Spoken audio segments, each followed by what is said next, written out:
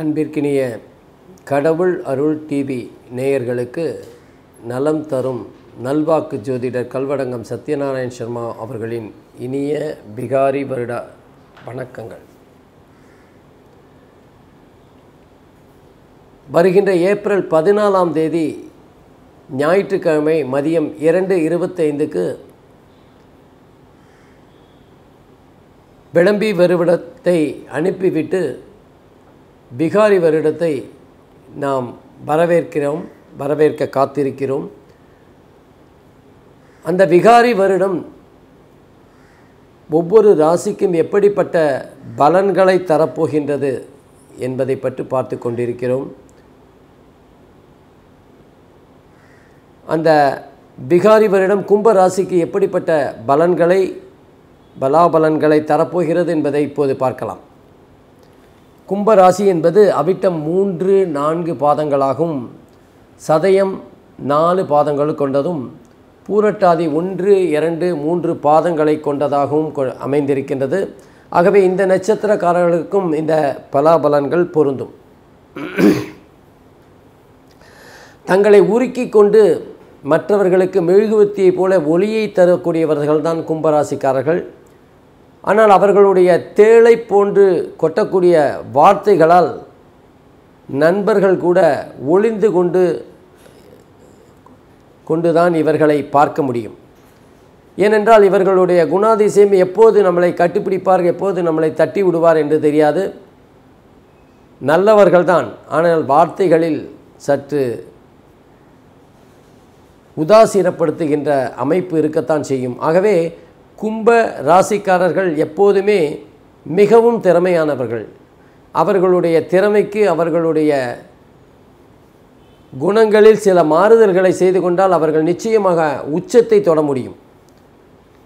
கோபத்தையும் மற்றவர்களை எடுத்தெறிந்து பேசுவதையும் அவர்கள் குறைத்து கொண்டார்களே என்றால் அவர்கள் திறமை நிச்சயமாக மற்ற ராசிக்காரர்களை விட அதிகமாக இருக்கும் என்பதுதான் உண்மை. பொதுவாகவே ஒவ்வொரு ராசியும் ஒரு விஷயத்தில் ஒரு பாதையை ஒருவர்கள் தேர்ந்தெடுப்பார்களே, ஆனால் கும்பராசிக்காரர்கள் மட்டும் சற்று வித்தியாசமாக வேறு ஒரு பாதையை தேர்ந்தெடுப்பது தான் வழக்கம். காரணம், அவர்களுக்கு எல்லோருமே போகின்ற அந்த பாதையில் செல்வது என்பது சற்று பிடிக்காத விஷயம்தான். அதனால் கூட சில சமயம் அவர்கள் மாறுபட்ட குணங்களை கொண்டவர்களாக இருப்பார்கள். சரி, பிகாரி வருடம் அந்த கும்ப ராசி அன்பர்களுக்கு எப்படிப்பட்ட பலாபலன்களை தரப்போகிறது என்பதை பார்க்கலாம். கும்பத்திற்கு 11வது இடம் என்று சொல்லப்படுகின்ற தனுசு ராசியில் சனி பகவான், குரு பகவான், கேது பகவான் அமர்ந்து தங்களுடைய பலாபலன்களை தரப்போகின்றார்கள். கும்ப ராசிக்கு 5வது இடத்தில் ராகு பகவான் அமர்ந்து தன்னுடைய பலனை தரப்போகின்றார். லாபஸ்தானத்தில் பொதுவாகவே 11வது இடம் என்பது எல்லா கிரகத்திற்குமே நன்மையை தரக்கூடிய ஒரு அமைப்பு தான். குறிப்பாக சனி பகவானுக்கும் கேது பகவானுக்கும் 3, 6, 11 என்பது சிறப்பான ஒரு இடம். அப்படிப்பட்ட 11வது இடத்தில் கேது பகவான் இருக்கிறது என்பது நல்ல அமைப்பு தான். கும்ப ராசிக்கு இது ஒரு அற்புதமான காலகட்டம் என்று தான் சொல்ல வேண்டும். ஏனென்றால் மிகவும் நல்ல பலனை எதிர்பார்க்கலாம். நிச்சயமாக 11வது வீடு லாபஸ்தானத்தில் குரு பகவான் அமர்ந்திருக்கின்ற காரணத்தினால் செலவுக்கு மீறிய பணம் கையில் எப்போதுமே இருக்கும். ஆகவே சேமிப்பதை தவிர வேறு வழி இல்லை என்கின்ற சூழ்நிலை தான் இருக்கும்.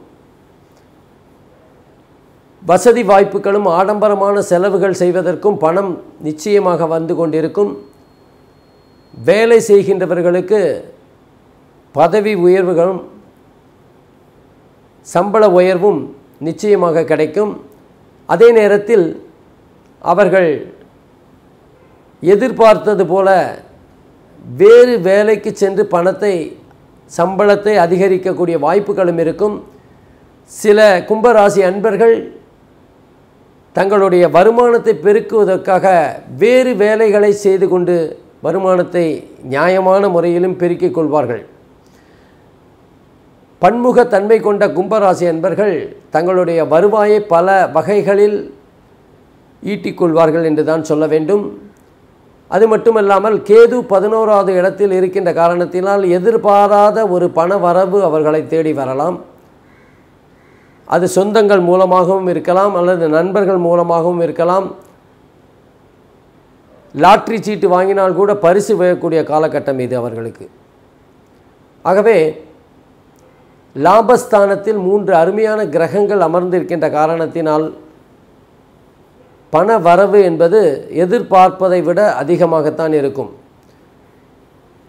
இந்த காலகட்டங்களில் புதிதாக வாகனங்கள் வாங்குவதும், நிலங்கள் மற்றும் வீடுகள் வாங்குவதும், அல்லது இருக்கின்ற வீட்டை விற்றுவிட்டு வேறு ஒரு வீடு வாங்குவதும் நடக்கின்ற ஒரு நல்ல செயலாக அமையும். திருமணம் மூலமாக பணம் வரக்கூடிய வாய்ப்புகளும் இருக்கின்றது. அதாவது சம்பாதிக்கின்ற மனைவி அமைந்து அதன் மூலம் பணம் வருகின்ற அல்லது பணம் அதிகரிக்கக்கூடிய வாய்ப்புகள் இருக்கின்றது. அதே நேரத்தில் மனைவிக்கு நல்ல வேலையில் இருக்கின்ற கணவன் அமையக்கூடிய வாய்ப்புகளும் இருக்கின்றது. இந்த காலகட்டத்தில் கும்ப ராசிக்கு 5வது இடத்தில் ராகு பகவான் இருக்கின்றது என்பது சற்று புத்திர தோஷத்தை தருகின்ற அமைப்பு தான்.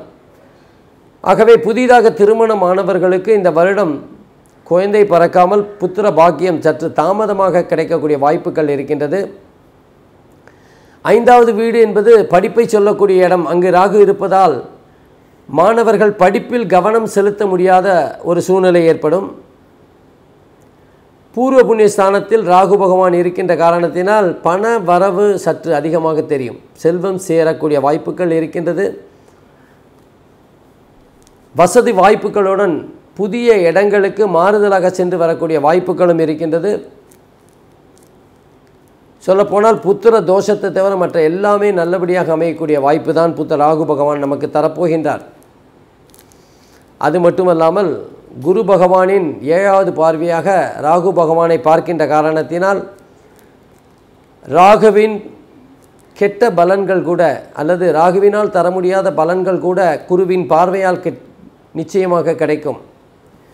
குருவின் 5வது பார்வையாக கும்பராசிக்கு 3வது இடத்தை பார்க்கின்றார்.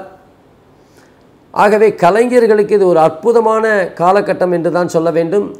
இசை, நாட்டியம் போன்ற கலைகளில் ஈடுபடுகின்ற கலைஞர்களுக்கும், சினிமா, நாடகம் போன்ற துறைகளில் இருக்கின்ற கலைஞர்களுக்கும் நல்ல முன்னேற்றமான காலகட்டம் இது. அரசியல்வாதிகள் கூட நல்ல முன்னேற்றத்தை எதிர்பார்க்கக்கூடிய காலகட்டம் இது. எழுத்தாளர்கள் மற்றும் புத்தகத்தை எழுதுகின்றவர்களுக்கு நல்ல வாய்ப்புகள் அமையக்கூடிய காலகட்டம் இது. அவர்கள் அதன் மூலமாக அதிகப்படியான பணத்தை ஈட்டக்கூடிய காலமாக அமையும். இப்படி பல விதங்களிலும் குரு பகவான் தன்னுடைய பார்வையாலும் நல்ல பலன்களை தந்து கொண்டிருக்கின்றார். அதே நேரத்தில் 11வது இடத்தில் இருந்து கொண்டும் அவர் நல்ல பலனை தருகிறார். குரு பகவானின் 9வது இடத்து பார்வையாக 7வது இடத்தை பார்க்கின்ற காரணத்தினால் மனைவி மற்றும் அவர்களது குடும்பத்தினர் மூலம் நல்ல பலன்களை எதிர்பார்க்கலாம். அவர்கள் மூலமாக ஆதாயமாக சில விஷயங்கள் நடக்கலாம். ஆகவே இந்த விகாரி வருடம் என்பது கும்ப ராசிக்கு மிக அற்புதமாக பலனை தரப்போகிறது என்று தான் சொல்ல வேண்டும். இந்த காலகட்டத்தில் விகாரி வருடம் நல்ல பலனை கும்ப ராசிக்கு தந்தாலும் அவ்வப்போது சில சங்கடங்களையும் இடைஞ்சல்களையும் தடைகளையும் தந்தாலும் அந்த தடைகளை எப்படி நாம் சரி செய்யலாம் என்பதை பரிகாரங்கள் மூலம் பார்க்கலாம். விகாரி வருடம் பிறக்கின்ற இந்த வேளையில் கும்பராசி அன்பர்களுக்கு எப்படிப்பட்ட பலன்களை தரப்போகிறது என்று பார்த்தோம். பொதுவாகவே கும்பராசிக்கு சிறப்பான பலன்கள் தான் வரப்போகின்றது. ஆனாலும் சில பரிகாரங்கள் மூலம் அவர்கள் தங்களை மேலும் அதிகமாக பலன்களை பெறக்கூடிய வாய்ப்பாக மாற்றிக்கொள்ள முடியும் என்பதால் சில பரிகாரங்கள் தருகிறோம். குறிப்பாக சாய்பாபா கோவிலுக்கு சென்று வியாழக்கிழமை தோறும் ஒரு 10 வாரங்கள் சாய்பாபா கோவிலுக்கு சென்று அங்கு வருகின்ற ஏழைகளுக்கு அன்னதானமோ பொருளுதவியோ ஏதாவது ஒன்றை செய்வதன் மூலம் மன நிம்மதியை பெறக்கூடிய வாய்ப்பு இருக்கின்றது.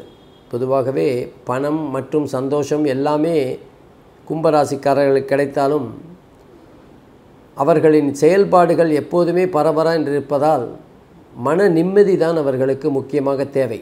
ஆகவே சாய்பாபா கோவிலுக்கு சென்று அங்கே தியானத்தில் ஈடுபட்டு ஏழைகளுக்கு உதவினால் மிகவும் நன்மையாக இருக்கும். அதே போலவே ஏழை மாணவர்களுக்கு படிப்பிற்காக எந்த வகையிலாவது உதவிகள் செய்தாலும் அதுவும் சிறப்பான ஒரு தன்மையாக பரிகாரமாக அமையும். ஆகவே கும்பராசிக்காரர்கள் மிகவும் சிறப்பான பலன்களை எதிர்பார்த்தாலும் இந்த பரிகாரங்களையும் செய்வதன் மூலம் அவர்கள் மேலும் சிறப்பாக இந்த வருடத்தை கழிக்க முடியும் என்று தான் நம்புகிறேன். நன்றி, வணக்கம்.